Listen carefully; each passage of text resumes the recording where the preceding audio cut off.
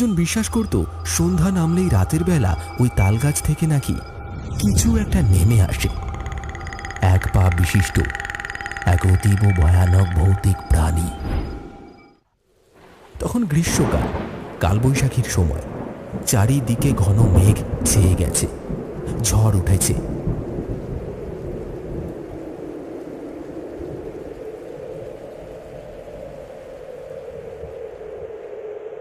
বাতাসের দাপট জানালা দরজা সব ভেঙে দেওয়ার উপক্রম করছে।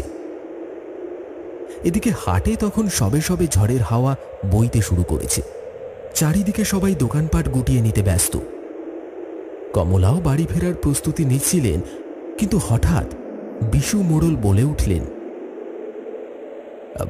ঝড় উঠবে মনে হয় মা, একটু বসো।